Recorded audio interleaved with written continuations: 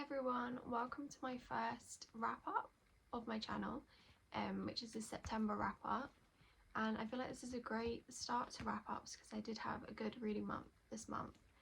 I read 6 books, which includes these 4 and then plus The Crimson Moth and Before the Coffee Gets Cold. And yeah, let's just get into it. So at the beginning of the month I finished the audiobook for Before the Coffee Gets Cold, which I gave 4 stars. I really enjoyed that one. It was just really cozy, so I feel like it's perfect for autumn because I just felt so cozy reading it or listening to it. And also the cover is so pretty. I definitely need to get a physical copy of it. But yeah, so I really enjoyed that one. I would definitely recommend for autumn. I found that like the first quarter maybe was a bit hard to get into just because there's quite a few characters and there's also quite a lot of women in like the main characters, so it's a little bit hard to distinguish who we were talking about or whose like mind we were in. But as the story went on I kind of learned the more distinguishing personality traits and like backgrounds of all the women that are in this book. So it was fine. As I got into it I just loved it because I could understand like who was who. But that was definitely something I struggled with at the beginning. But if you don't know anything about this book, it's basically just a coffee shop in an alleyway in Japan, and people can go there to drink a coffee and go back in time, but they have to go back in time to the coffee shop with the person that they want to see, or like in the situation they want to sort out basically. And the story follows the coffee shop owners and then people that have come in to go back in time. And yeah, it was just really fun. It's like obviously a little bit like magical realism. I'm not normally a massive fan of that, but I really liked it in this one just because it wasn't like too like, sometimes I just feel like in magical realism they add extra things to it and then it becomes unlikable, but this one I really liked it. And yeah, I really liked all of the characters that came in and went back in time. I liked their stories. I did feel like if you've read the book you know that the last like story, I wasn't too sure on that one just because it was slightly different to the others, and in my mind I don't know, I just felt like it kind of made me not like that specific character as much. If you know the book then you might know what I'm talking about, but I don't really want to spoil it because it's really short and like it's so fun and cozy to read, so I really recommend reading it.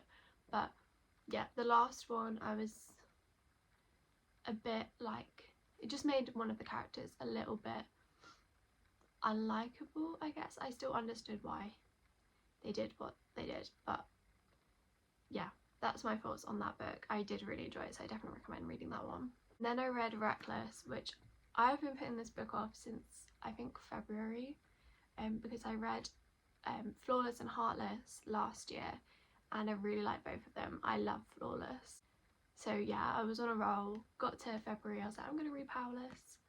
I thought I'd like it because I quite like hockey romance, but yeah, I did not really enjoy Powerless. I still gave it 3.5 stars just because of the world. Like I love Chestnut Springs, but I wasn't a big fan of Powerless, so I put this off until now. And I knew that I would like it because Theo and Rhett from Flawless, they're in the same field of work and they kind of have similar vibes. So I knew I'd like Theo, and I knew from what we'd seen of Winter that I would like Winter, and just from what I've heard I knew that I would relate to Winter. So yeah, I gave this 4.75 stars, and literally the only reason why it wasn't 5 stars is because I was in a bit of a slump. August wasn't as good of a reading month for me, so I was just in a bit of a slump, and because I didn't like Powerless I just wasn't like getting into it as quickly, but once I was like 100 pages in I was loving it. So as I said, I knew I'd relate to Winter, and I definitely do. Like I knew I would, but she's just so me. It's crazy to read a book where a character is so similar to you. We obviously don't have the same life experiences, but she's just, her thought process and the way she deals with situations is just exactly like me. The way that people perceive her is like icy, and they will like not even bother getting to know her because they think that she's just an ice queen basically. And that is, I relate to that so much, and I'm sure other people can relate to that as well. So if you do, I would read this because you probably relate to Winter. And Theo was so sweet, like there's literally no flaws.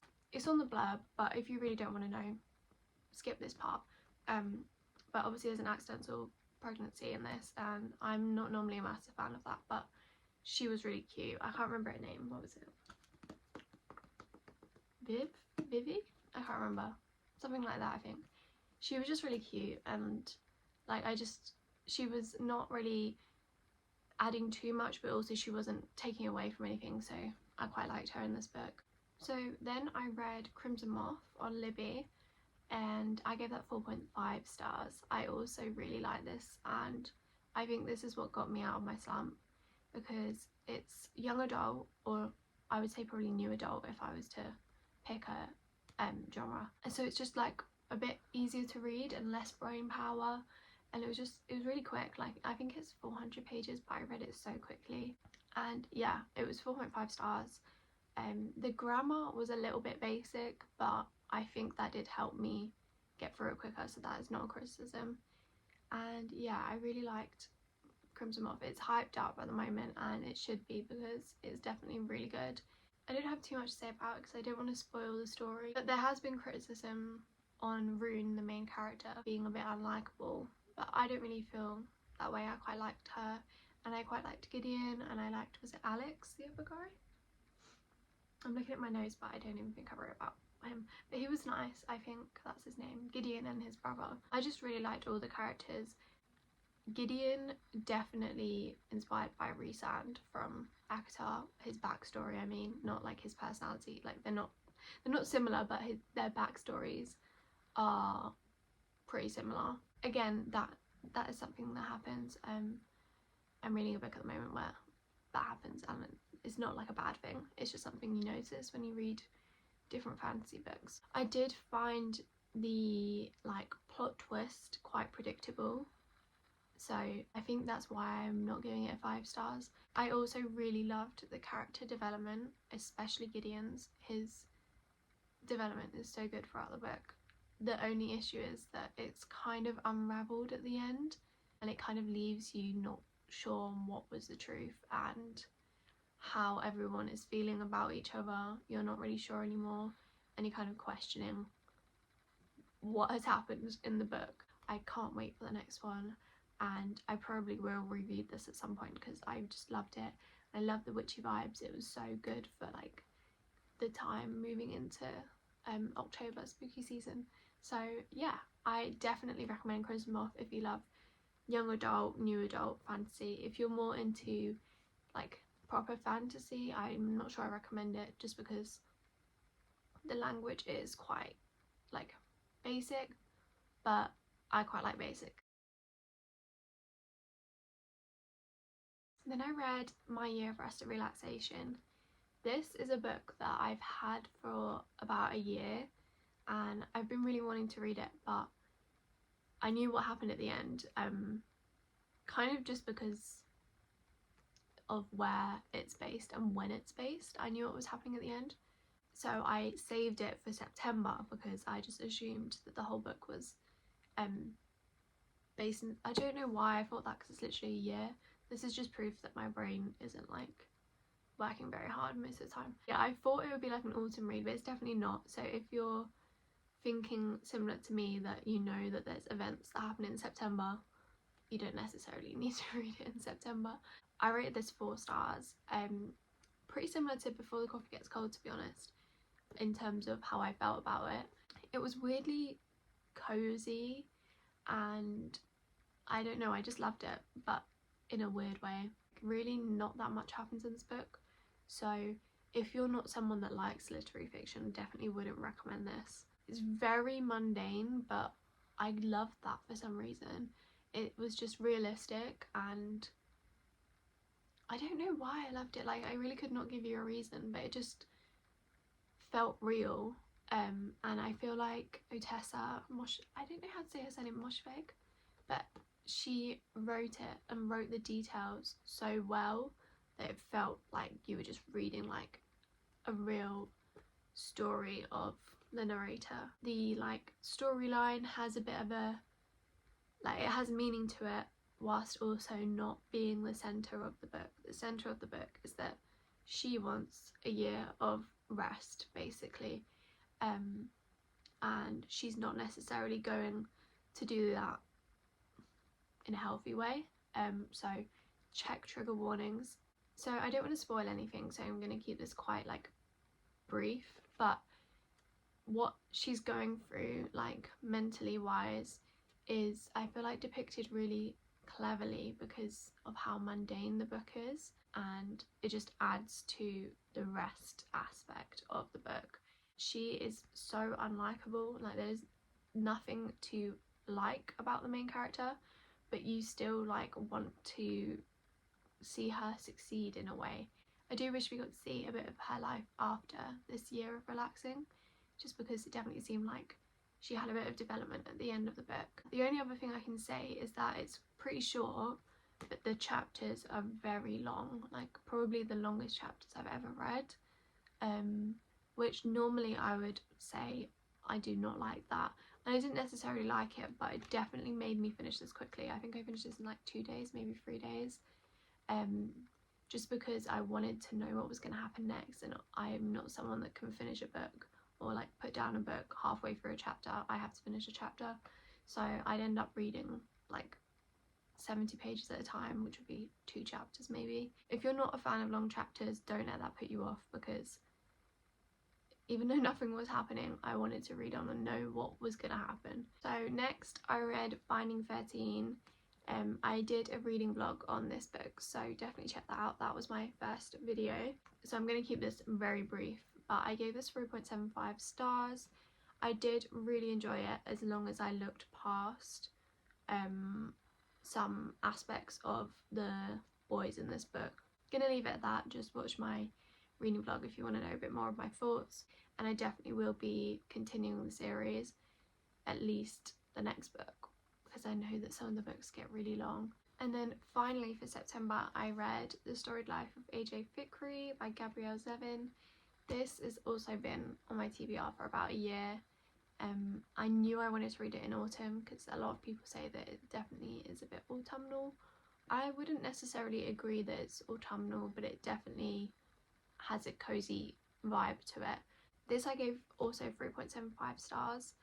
I think I had pretty high expectations just because I don't think anyone has given it a bad review that I've seen. I did really enjoy it, and I loved the life lessons that it brought. Definitely makes you think about like what you value in your life. And I really liked the kid in this. It was, I think, Maya? Yeah, Maya. She had her own little sections of her inner monologue, and I loved that so much. It's just like the way that kids think was portrayed so well. I loved the small town.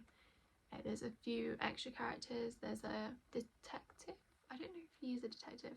There's like a police officer called Lambiase, something like that. I really liked him. I feel like he added quite a bit to the story, even though he wasn't like one of the main characters, so I loved him. And yeah, it's obviously very bookish. It's based in a small town. I think it's an island actually, and AJ Fery owns a bookstore, and you get to see his life owning the bookstore, and Maya comes along, and then her falling in love with books. So yeah, I did really enjoy it. I just didn't love it as much as I thought I would.